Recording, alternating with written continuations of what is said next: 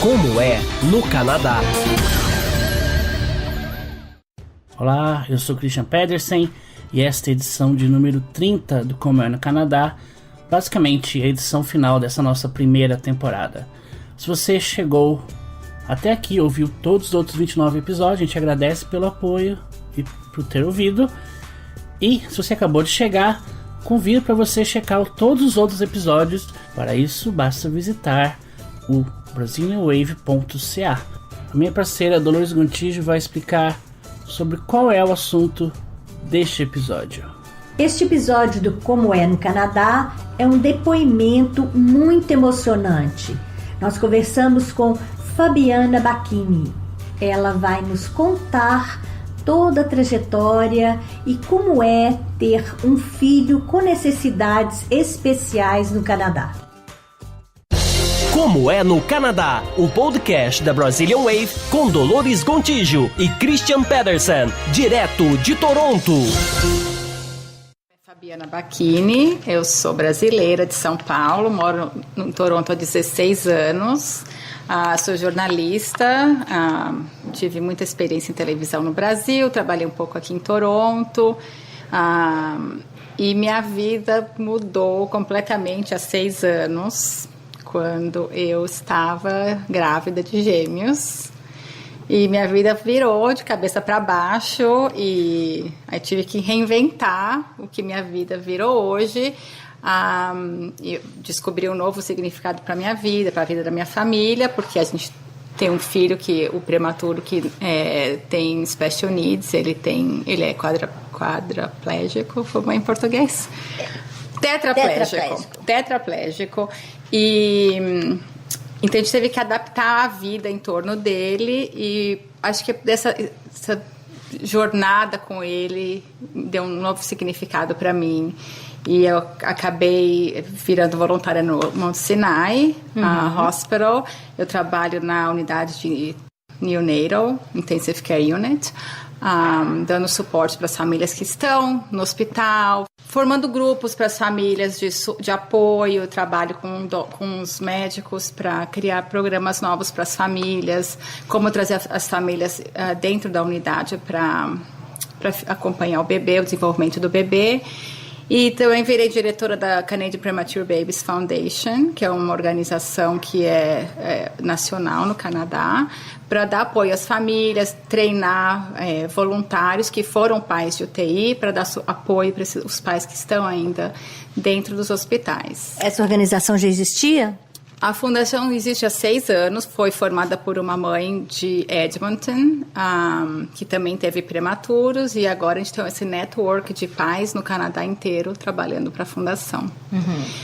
Eu e meu marido também começamos uma organização não governamental que chama Handful Hearts, que a gente faz fundraisings para criar programas dentro dos hospitais aqui de Toronto. Então, nossa iniciativa maior são as cestas de Natal, que a gente dá para todas as famílias que vão passar holidays dentro do Mount Sinai, do Sunnybrook, do Mackenzie Health em Vaughan. São baskets de chocolate, treats. A gente coloca um diário para as famílias escreverem a história delas. São várias coisas que a gente acha necessário durante uma estadia no hospital com o bebê. E a gente começou pequeno, só no Mount Sinai. Hoje a gente faz 3 hospitais. E essa iniciativa acabou levando a gente para fazer outras iniciativas. Agora a gente vai fazer Dia das Mães. A gente começou um outro programa no Mount Sinai que chama Journey Beads, que as famílias... É como um colarzinho de contas. Então, cada coisa que o bebê conquista, ou que os pais participam, eles ganham uma conta para colocar no colar e contar a história deles no final da jornada deles dentro da UTI. Então, é isso que a gente acaba envolvendo várias famílias que tiveram bebê prematuro, que tiveram bebês na UTI. Então, é uma coisa bem de comunidade mesmo, bem grassroots. Há 6 anos isso? Isso, o Gabi nasceu há 6 anos, ele nasceu prematuro, com 26 semanas. Eu estava esperando gêmeos, a gente perdeu o irmãozinho dele, o Michael, e o Gabi acabou ficando na UTI por 146 dias. Uau. Foi uma longa jornada, a gente veio para casa, ele ainda estava no oxigênio, a gente viveu dentro do Sick Kids por quase 2 anos, indo e voltando. com vários especialistas, várias terapias. Aí, quando ele tinha 20 meses, ele foi diagnosticado com paralisia cerebral. E foi bem difícil pra gente, que a gente não esperava ter esse diagnóstico. Eu sabia que tinha alguma coisa que não estava indo do jeito que deveria ser. Eu já era mãe pela segunda vez, eu sabia que bebê prematuro podia estar atrasado com o desenvolvimento. Aí eu fiz todas as terapias que existiam em Toronto, né? Para tentar maximizar o potencial dele, mas ele teve o diagnóstico.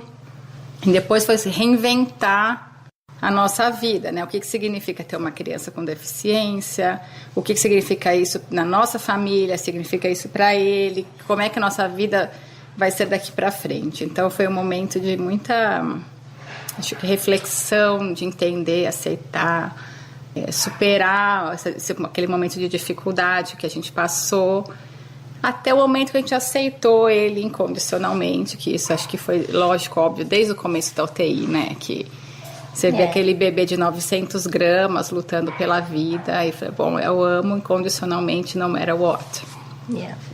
Mas foi um processo longo que a gente passou como família. Mas a gente teve muito apoio de terapeutas que trabalhavam com Gabi, gente que ficou do nosso lado. É isso que eu quero perguntar. Você acha que se tivesse no Brasil, nessa mesma situação... O seu primeiro filho nasceu no Brasil? Ele nasceu aqui. Na verdade, a gente foi fazer o in vitro no Brasil. Sim. Que a gente tentou vários anos aqui, em uma clínica de fertilidade aqui em Toronto, e a gente não foi bem sucedido. A gente acabou indo para São Paulo. E foi em São Paulo que eu fiquei grávida pela primeira vez, mas aí o Thomas nasceu aqui. Meu marido é canadense, então a gente já morava aqui, enfim, ele nasceu aqui. E aí o Gabi, a gente também foi fazer na clínica em São Paulo, mas ele nasceu aqui. Eu acho que a experiência no Brasil teria sido diferente pelo fato, primeiro, na época que o Gabi nasceu, ele estava na idade limítrofe de viabilidade no Brasil. Então, talvez ele não teria sobrevivido, né? A gente não sabe. Mas eu acho que, por outro lado, eu teria minha família perto. Teria meus pais, meus amigos de infância, enfim. Mas eu acho que por esse lado teria sido um lado positivo. Eu teria deixado meu filho mais velho com a minha mãe, não teria que ficar essa correria indo e voltando ao hospital todo dia, porque eu tinha que pegar ele no daycare. Mas por outro lado, acho que ter um filho com deficiência aqui em Toronto, a gente tem muito apoio, né? Por mais que às vezes a gente reclama do sistema de saúde, mas eu acho que é uma coisa incomparável, né? Porque o Gabi tem absolutamente tudo o que ele precisa. A gente tem apoio do governo com equipamento, que uma cadeira de roda custa $11.000. Né? A gente tem organizações não governamental, tipo Easter Seals, que ajuda a gente a comprar equipamento. Tem a Ontario Federation of Cerebral Palsy. Então, essas coisas eu acho que a gente não teria acesso no Brasil, né? A não ser que você tenha muito dinheiro, um plano de saúde incrível, você teria mais acesso, mas mesmo assim ainda teria que ter compra equipamento. O Gabi hoje ele usa um computador que custa $20.000, porque ele não tem como escrever, né? Mas o computador dele lê os olhos dele, é o que ele usa como um writing device. Então, acho que nessa parte, eu acho que a gente está super bem apoiado. A gente tem o Sick Kids, que tem os melhores médicos do mundo e várias especialidades. Então, a nossa gratidão pelo Sick Kids é imensa, pelo Mount Sinai. Então, acho que está sendo por mais difícil que seja, né, a gente está sempre advocating, né? Yeah. Pelos direitos da criança. Eu acho que a gente tem uma vida incomparável, né? A gente tem uma cidade que é mais acessível, apesar de a gente estar sempre lutando por mais acessibilidade. Eu acho que é uma coisa que não dá para comparar. A gente vai para São Paulo, você tem a calçada quebrada, a calçada com degrau. A gente foi para o Rio de Janeiro, não tinha elevador na estação do metrô. Então, a gente tem todas essas inconveniências que aqui também a gente tem. Mas eu acho que as cidades, se você for comparar as cidades, Toronto é muito mais acessível. Então, eu acho que a qualidade de vida que eu posso dar para o meu filho aqui, e ter uma full inclusão no futuro, eu acho que a gente está no lugar certo.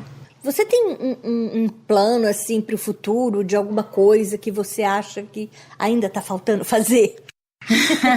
Porque depois de tudo isso... Não, eu acho que tem muita coisa para fazer. Eu acho que quando a gente estava dentro do Monte Sinai, por exemplo, nós participamos de um estudo piloto para integrar as famílias dentro do cuidado dos bebês numa UTI neonatal.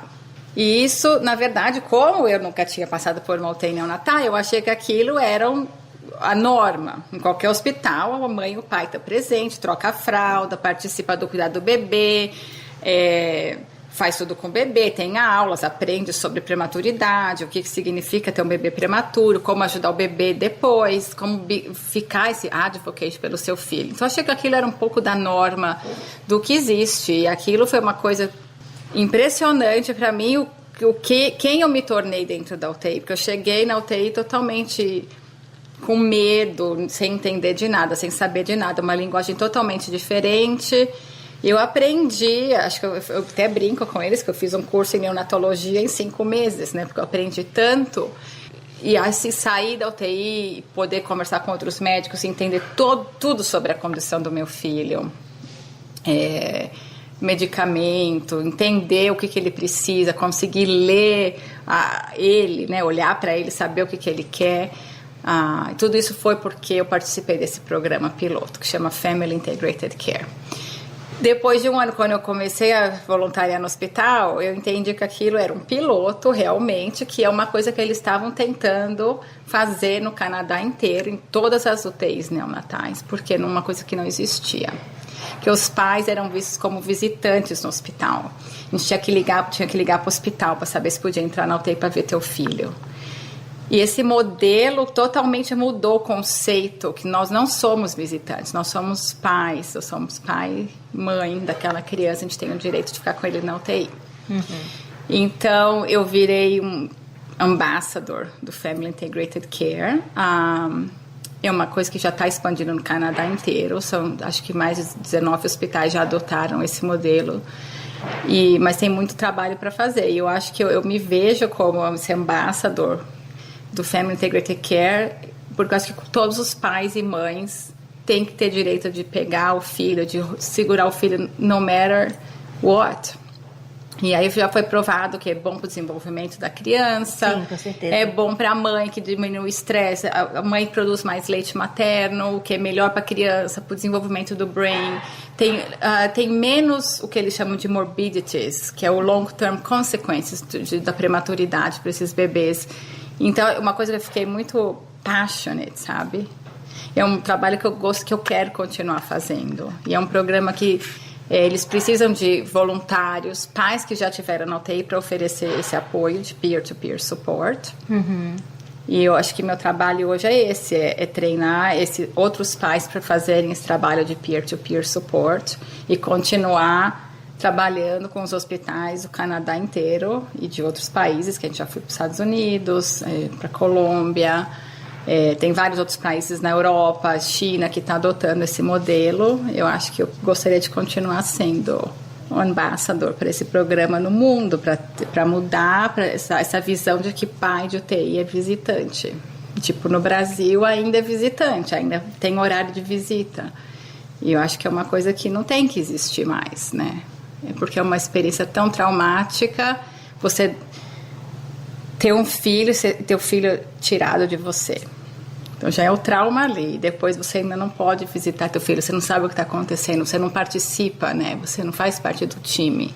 Quando eu estava no hospital, eu sabia que um dia eu tinha que voltar lá, de alguma forma retribuir o que eles fizeram por nós, né? Porque eu acho que foi muito mais do que salvar a vida do meu filho, né? Eu acho que foi uma experiência para todos nós, como família, como indivíduos mesmo. O que a gente pode contribuir hoje na comunidade por causa daquela experiência? A gente conseguiu transformar uma coisa que foi tão traumática e dolorida pra gente, eu acho que numa coisa bacana. E sempre quando eu estava no Monte Sinai, eu falei, um dia eu quero fazer alguma coisa pelo hospital, porque por causa das enfermeiras, por causa dos médicos, por causa da secretária da UTI, que todo dia vinha me dar um abraço e perguntar como eu estava, e mandou tingir meu cabelo, falou, vai, take some time for you.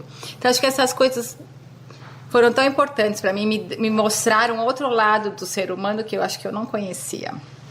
Então, acho que eu sempre vou estar dentro do Monte Sinai. Eu acho que mesmo que meu papel mude ao longo dos anos, mas eu sempre vou estar contribuindo com aquela UTI, porque realmente acho que não salvou só a vida do Gabi, acho que também eu achei um outro propósito para minha vida. Quando você soube que ele não seria exato, que ele era um prematuro e que quando ele sempre fala, a gente não sabe o que vai acontecer daqui para frente. Em algum momento você pensou em desistir? Nunca. Quando eu estava grávida, eu estava no high risk, né, na gravidez de alto risco. Primeiro porque era in vitro, segundo eu tinha 40 anos e terceiro eram gêmeos. Então eu fui para gravidez de alto risco e lógico, já me ofereceram todos os testes possíveis para detectar qualquer anomalia, mas a gente falou não, porque eu queria ter meus filhos no matter what. E quando a gente fez o ultrassom de 19 semanas, eles viram que o coração do Michael tinha uma malformação. E aí eles me ofereceram de novo para fazer outros testes, para fazer teste no Gabi, e falei, não, porque eu já tinha aceitado aquelas crianças de qualquer jeito, e lógico, eles te dão várias opções, né, de terminar a tua gravidez, de terminar só a gravidez do Michael, que poderia correr o risco de perder a gravidez toda, ou de continuar a gravidez e fazer todos os testes, ou de não fazer nada, que foi a minha decisão, foi não fazer nada e acompanhar a gravidez. E aí, lógico que eu rezei muito para que meu filho provasse que os médicos estavam errados.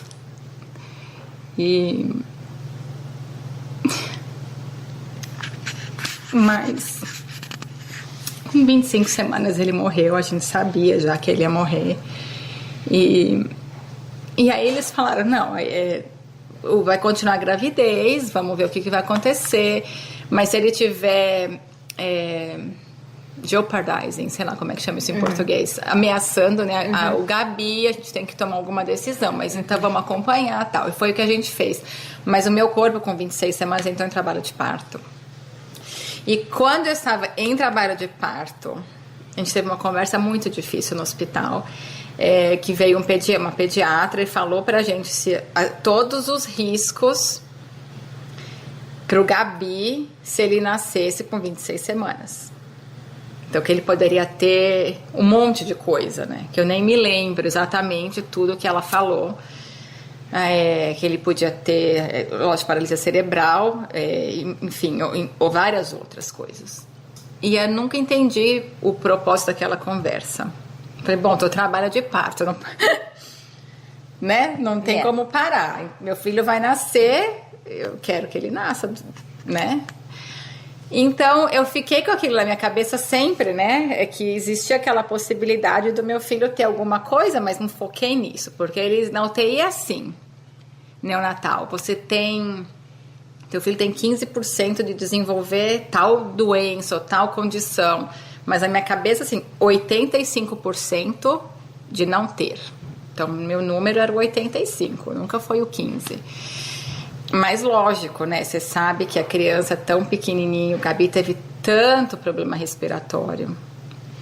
Mas eu sempre pensei, ok, uma vez que ele saiu do oxigênio, acabou, né? A jornada acabou. Não sabia, nunca pensei em paralisia cerebral, porque todos os ultrassons do cérebro eram normais, não tinha nada. Mas acho que aquela jornada tu já tinha aceitado ele incondicionalmente. Você acha que o fato dele ter sido intravitreus, você acha que isso te deu mais força do que se fosse uma gravidez normal? Você acha que isso contribuiu? Com certeza. Isso eu acho que o primeiro momento que eu aceitei tudo foi o momento que uma vez o médico de fertility aqui de Toronto falou que talvez eu não pudesse ser mãe. Que eu tinha uma unexplained infertility, já tinha feito todos os testes, vários in vitro, e nunca consegui ficar grávida. Então ele me falou isso uma vez. Então é uma coisa que às vezes você não esquece, uma coisa que o médico te fala. E eu pensei, não, eu vou ser mãe, no matter what. Somehow I'm gonna be a mom, né? E se eu tiver que adotar, um dia eu vou adotar, mas eu vou ser mãe, porque eu queria ser mãe. Então eu acho que quando isso tudo aconteceu, você já aceita teu filho, né? Então é uma coisa mais... Porque talvez um dia você passou pela tua cabeça que você não teria um filho, agora você tem o filho. Então acho que é sempre essa coisa de mudar a perspectiva, né? Eu tinha essa gratidão imensa porque eu tinha o Gabi. E eu tenho essa gratidão imensa por ter o Gabi. E eu não vejo, ele não é a paralisia cerebral. Ele tem paralisia cerebral, né? Acho que é uma diferença gigante. Eu não vejo ele como uma criança... ele é diferente, mas eu também sou diferente. Você é diferente, né? Você tem óculos, a outra tem aparelho de audição. O Gabi tem uma cadeira de rodas. E quanto ao irmão? O irmão é um desafio, né? Ter dois filhos tão diferentes e tão iguais. Então, o Thomas é um trabalho under construction. Eu acho que ele é muito mais... Ele tem uma compaixão gigante, assim. Ele é uma criança... que tem um coração diferente, eu acho, porque ele tem um irmão assim. É um trabalho muito grande para mim, para o meu marido, para poder incluir ele em tudo que a gente faz, incluir os dois, né? E o Thomas não se sentir left out, porque ele acha que a nossa atenção inteira é pro Gabi. Porque o Gabi eu tenho que carregar no colo, né? O Gabi eu tenho que transferir ele do sofá para cadeira de roda e daqui pro quarto. Então ele tá sempre no meu colo. Então o Thomas olha assim, nem sempre ele fica feliz com isso, porque ele também quer colo, apesar de ele ter 8 anos, quase 9. Então é um trabalho que a gente tem sempre que fazer, levo ele para jantar sozinho, passo um tempo com ele sozinho. Tento, como vai ser isso no futuro? Eu não sei, um dia talvez ele vai sentar em terapia e conversar sobre isso, né? Mas acho que qualquer irmão um dia senta e conversa sobre o que a mãe fez com um e com o outro. Então acho que isso não, né? Não vai ser tão diferente para qualquer outra família. Mas é claro que a gente tenta ao máximo fazer coisas com ele sozinho para ele se sentir tão importante quanto o irmão dele é importante. Os dois são importantes. Só que um requer um pouco mais de atenção por causa do cuidado médico que a gente tem que ter com ele. Mas eu acho que isso tá fazendo ele virar um ser humano um pouco melhor, porque quando eu vou na escola, a professora fala que ele é inclusive com outras crianças. Então isso você vê que ele tá formando uma característica diferente que talvez ele não tivesse se não tivesse o irmão. Né? Então ele não vê uma criança na cadeira de roda na rua e tem dó da criança. Né? Como outras pessoas, você fala, I'm so sorry. O Thomas não, ele vê uma criança com cadeira de roda, com muleta, ou cego, ou com aparelho no ouvido, pra ele... é uma criança. It's how it is. Né? Não vê, ele nunca descreve uma outra criança... a criança que tá na muleta, a criança que tem isso ou aquilo. Não, é outra criança. Né? Então acho que isso é uma coisa super positiva para ele, na vida dele, para o futuro dele, né? A gente quer criar uma comunidade, uma sociedade que é mais inclusive, com compassion. Eu acho que olha que as crianças que são siblings, né? Como que eles se adaptam? Por que não expandir isso para a classe dele, para a escola dele, para o nosso bairro, né? E isso eu queria um efeito... aquele ripple effect, né? Que a gente, de gente... São os dois. Bonitinhos. Né? De gente boa. Né? E irmão é tão gostoso, né? E a gente que tem irmão, acho que eu tenho 2 filhos, né? Então, assim... eles são muito grudados um no outro. Então, eu acho que é isso. Sabe, assim. Não, e brigam, né? São grudados, mas brigam, coisa de irmão, que também tem, mas é diferente. Às vezes o Thomas fica frustrado porque o irmão não pode correr com ele, né? Não pode fazer algumas coisas que ele gostaria de fazer. Então eles brigam por causa da televisão. Então eles têm uma coisa meio normal de irmão que todo mundo tem. Tem a frustração, mas um defende o outro. Se eu brigo com o Thomas, o Gabi defende o Thomas. Se eu brigo com o Gabi, o Thomas defende o Gabi.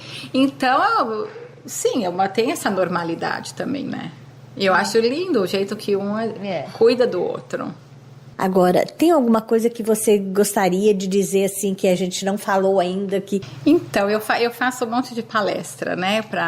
Nos hospitais, para os pais que estão no UTI, para os médicos, para a comunidade de pais que têm filhos com deficiência. E acho que e para pais de crianças que têm um desenvolvimento considerado normal. Eu acho que todo mundo tem desafios na vida, né?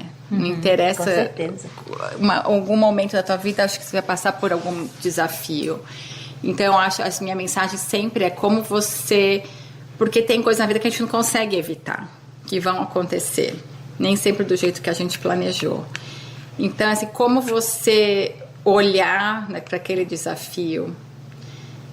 que a gente sempre tem a opção de como olhar para o desafio, né? Quando você não pode controlar a situação, você pode controlar o jeito que você olha para a situação. Então, a gente sempre tem essa escolha. Então, ou você foca em tudo que está errado, que é triste, que é difícil, ou você tenta achar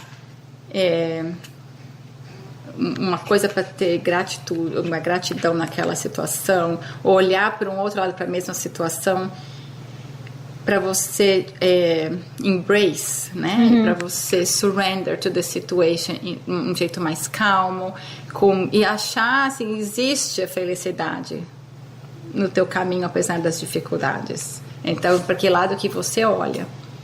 Então, acho que essa é a minha mensagem, é sempre de tentar mudar a tua perspectiva, né? Mudar como você enxerga a tua situação quando você está passando por um momento de dificuldade, porque isso é sempre uma coisa boa, né, no caminho. Quando você olha essa tragédia que acabou de acontecer em Saskatchewan, né, 14 crianças morreram, os coaches, e lógico que é triste, vai ser uma coisa que mudou a vida daquela comunidade, daquelas famílias, mas olha o que está acontecendo com o país hoje, né? Um país inteiro se unindo para dar apoio para essas famílias. Então tem sempre o lado que você pode olhar nessa história e falar assim, nossa, olha que a gente está criando. Tem coisa boa no mundo, não tem só a tragédia, né? Eu acho que em toda tragédia você procura o que tem de bom naquilo. Como é no Canadá? Este foi mais um episódio do Como é no Canadá. Mais informações no portal BrazilianWave.ca. Visite nosso site. Isso mesmo, aproveite para deixar um comentário, postar uma pergunta que a gente responde para você, ouça outros episódios do Como é no Canadá, aproveite para ler outras matérias da Brazilian Wave. Também nos siga nas redes sociais, Facebook, Twitter, Instagram. Até a próxima! Como é no Canadá? Produced by BRZ Group Inc.